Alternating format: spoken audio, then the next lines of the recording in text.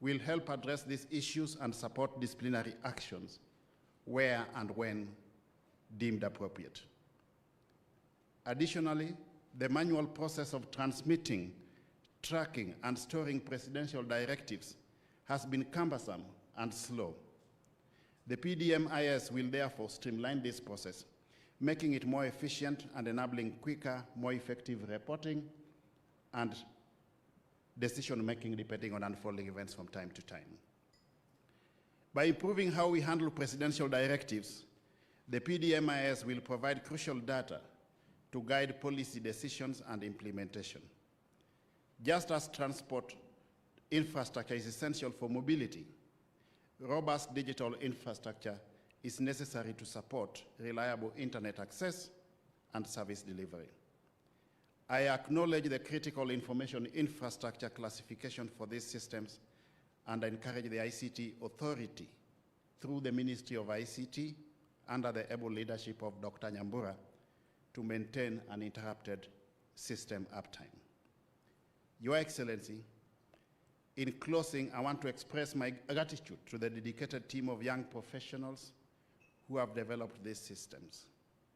The government is committed to encouraging our youth to continually upskill and contribute meaningfully to public service. One lesson we have learned from this initiative, Your Excellency, is that we do not need to outsource services where we have internal capacity within government, and this is very commendable, and I really want to thank the Ministry of ICT for this. I also want to commend the Ministry of ICT and the digital economy, particularly the Office of the Data Protection Commissioner and the ICT Authority for taking a leading role in the deployment of the two systems. It is now my distinguished pleasure, Your Excellency, to introduce the Cabinet Secretaries available within our midst. We have the Cabinet Secretary for Cooperatives, Honorable Wycliffe Ambessa Oparanya. Yeah, let's give him a round of applause. The Cabinet Secretary for Public Service, Justin Muturi. We have the Cabinet Secretary for East Africa Community and ASAL, my sister Beatrix Askul. We have the Honorable Attorney General of the Republic of Kenya, Dorcas Oduor. And we have many principal secretaries. Please just be upstanding principal secretaries who are present today. Thank you very much for coming. With those many remarks, it is my distinguished honor and privilege on behalf of the Chief of Staff and Head of the Public Service to invite His Excellency the Deputy President to address the gathering. Let's all be upstanding as we welcome the Deputy President.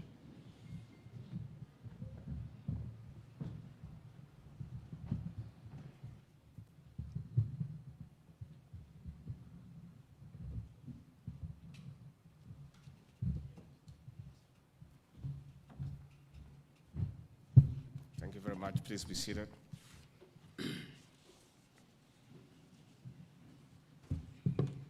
The Deputy Chief of Staff, Cabinet Secretary is present, Principal Secretary is present, senior government officials, ladies and gentlemen, good morning.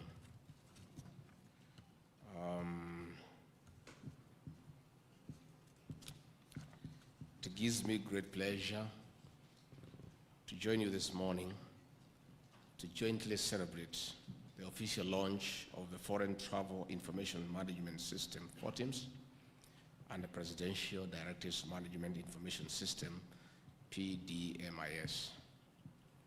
I want to thank the Office of the Chief of Staff and Head of Public Service for this invitation and the opportunity to jointly engage and reflect on a subject of passion and conviction to me personally, the subject of digital transformation. ICT has been universally recognized as an enabler of development in all spheres of human endeavor through facilitation of access to information to support decision-making and through efficient and effective processes. Indeed, technology is a strategic driver to not only improve efficiency, more so in the public sector, but also to make government more transparent trustworthy, accountable, and open. The last point is critical, especially when one considers the turmoil we have experienced in the last few months, whose root cause can be traced down to loss of trust, lack of transparency, and poor accountability. One objective of the Kenya Kwanza administration's bottom-up economic transformation better plan is to enhance government service delivery through digitization and automation of all government critical processes and make available 80% of government services online. We meet here today to commission 2 such interventions on this journey and to celebrate the Office of the President for taking leadership to delivering this digital transformation. The Better Plan draws its inspiration from the Kenya Vision 2030 economic blueprint. The vision similarly recognizes the role of ICT in harnessing new knowledge for wealth creation, social welfare, and international competitiveness. This administration has therefore set forth ambitious objectives aimed at catalyzing transformation and inclusive growth, with the digital superhighway playing a critical role in enabling us to make tremendous achievement in delivery for the other 4 pillars of the plan, namely health, agriculture, MSMEs, and financing. Accordingly, the national government has in the 24-25 financial year allocated 16.3 billion Kenya shillings as investment in the digital superhighway to enable achievement of the identified objectives in the sector. Ladies and gentlemen, in our ongoing efforts to enhance governance and streamline public service delivery through digital transformation, the Office of the President has introduced 2 advanced digital platforms which we are officially commissioning today. Foreign travel is one of the big line items in our budget, which consumes a significant amount of financial resources. Whereas it remains important for building networks, learning, building partnerships, and allowing us to shift our mindset from thinking Kenya only to thinking globally, it must be done sustainably and devoid of abuse. The commissioning of the Foreign Travel Management Information System, FORTIMS, therefore, is not only exciting, but also truly necessary. It automates the travel clearance processes by enhancing the ease and efficiency of application, processing, and approval. The system will support the implementation of the government austerity measures, increase efficiency and transparency of the process, which all go to restore trust and accountability, 2 sides of the same coin that the Kenyan people demand of their government. I am aware that plans are at an advanced stage to cascade the Foreign Travel Information System, FORTIMS, to each MDA for use in undertaking internal approvals. I therefore encourage expedition for conclusion of this process to secure a holistic structure that will not only secure adherence with prevailing travel guidelines, but also facilitate government's ability to review overall foreign travel budgets and expenditures, analyze our global travel trends and priorities, and reorganize our foreign service footprints accordingly. Ladies and gentlemen, it is said, change is inevitable, growth is optional. These words by John Maxwell underscore the radical shift which technology has brought to the world. The world is changing, and the world will continue to change. Digital transformation puts technology at the core of strategy, which translates to better processes, increased efficiencies, and a digital fluent workforce, elements that are key to future survival and growth. The Presidential Directives Management Information System, PDMIS, will record, track, and report on the implementation of presidential directives, replacing manual dispatch methods and providing robust feedback and reporting mechanisms. Government moves slowly, which is a good thing, because while the executive runs on an election cycle of every 5 years, institutions preserve continuity. The slow bureaucratic processes protect from rushed execution, which is important given it is hard to undo bad policy implementation. However, this is not an excuse for delayed execution, corruption, and unnecessary delays which are people issues. When such behaviors become the norm, rather than exceptions, the public suffer, and again the two sides of the same coin, trust and accountability which are demanded of us fail. Implementation of presidential directives is done through people, and employees are the greatest asset of any organization. Working through and with people, the PDMIS will be used to dispatch directives to ministries and state departments for implementation and status reporting. I believe that the most important benefit of the system is ensuring we bring dignity to the directives of His Excellency the President and ensure that the same are followed through and implemented without undue delay. Where changes are experienced in the implementation of such directives, as may happen in the course of any program implementation cycle, then the same is easily flagged, adjusted, and promptly communicated to the public. Effective tracking of directives and early escalations where challenges are experienced has been a challenge in seeing through implementations and measurement of impact. Accordingly, automation of the dispatch, implementation, tracking, and reporting of directives will ensure proactive rather than reactive implementation. I'm informed that the two systems are both homegrown, developed in-house by a team of young, innovative, technical, and ICT officers. I am proud of the fact that the public service is producing the quality and capability that we have always known to exist within.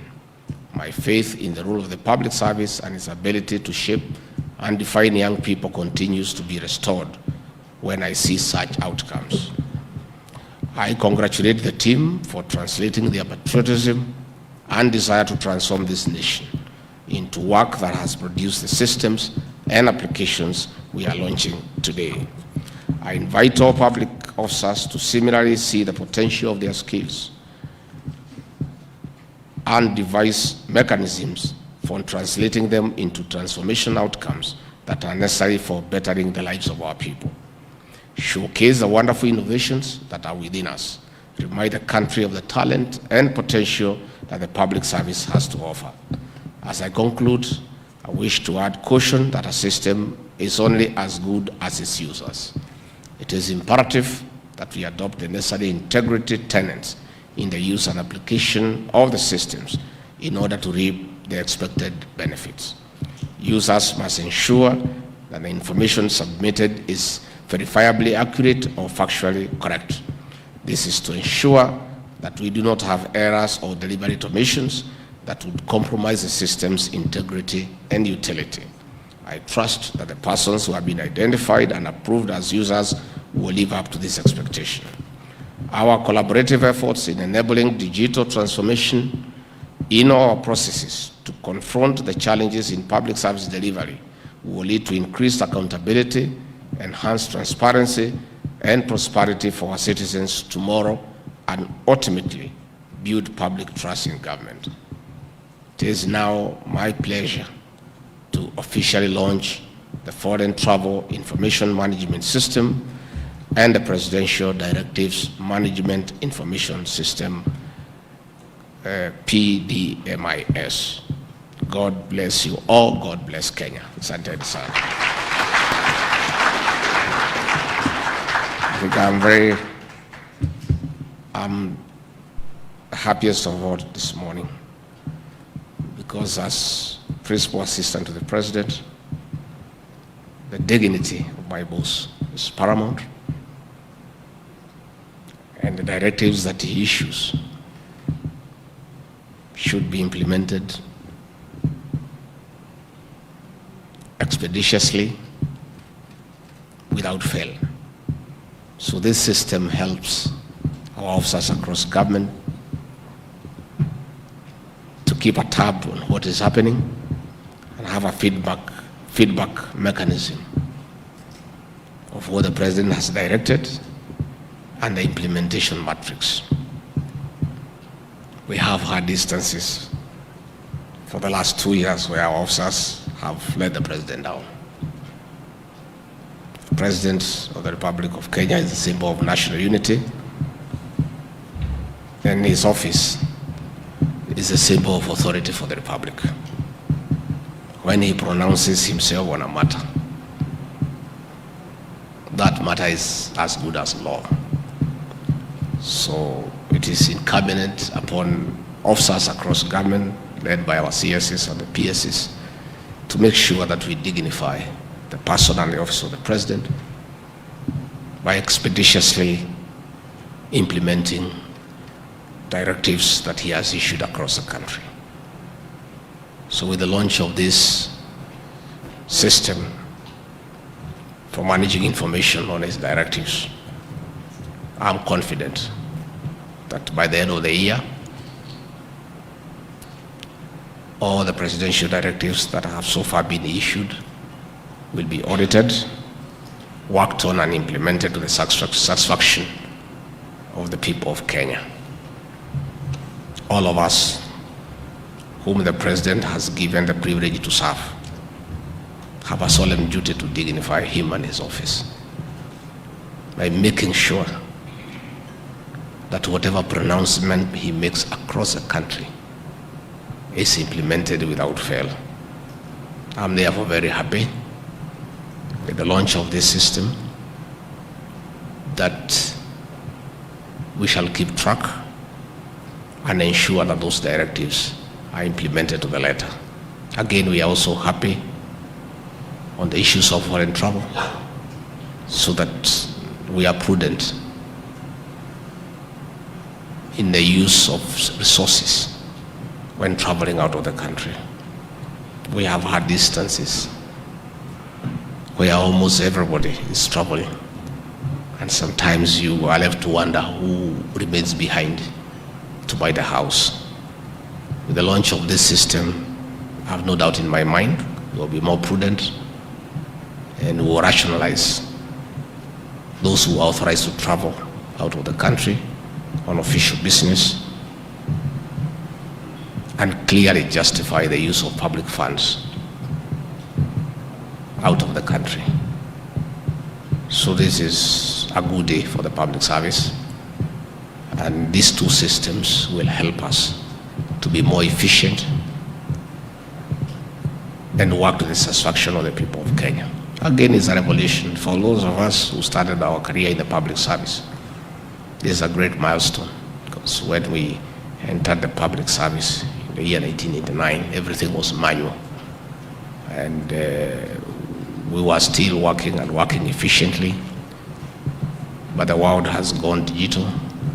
The world is now a global village, and we must move with the times. So this is another very important milestone for the public service in the Republic of Kenya. And I want leader to thank all our public servants for their patriotism and commitment to serve the people of Kenya, and leader to see that we have got a good public service, because it ensures continuity when there is change of government. And therefore, we ask the public service that it is a custodian of the Kenyan state, because it keeps things going even when there is change of government. So I want to encourage all public servants to continue serving this country with dedication, commitment and patriotism, because we owe it to the people of Kenya. Asante sana, Mungu awabariki. Asante sana Mheshimiwa Naibu Rais. Basi tuendelee kwa makofi tunapomwalika Mheshimiwa Naibu Rais tuongoza kwa awamu hii ya kuzindua. Basi Mheshimiwa Naibu Rais, utakuwa unaelekea hapa chini, na basi nitakuwa naalika vile vile mawaziri wetu ambao tayari wamefika, pamoja na mkuu wa sheria kukaribia kwenye runinga hii. Tutasalia tu vile vile na kungoja kidogo. Kwenye runinga zetu studio mtakuwa mnatusaidia na ile video ambayo tutakuwa tunahesabu kwa pamoja polepole. Ifikapo moja, Mheshimiwa Naibu Rais atakuwa anafinya. Sote tutakuwa tunashangilia uzinduzi wa mifumo hii miwili, ikiwa ni pamoja na PDMIS na vile vile 4 teams. Studio tunangoja tu. 5,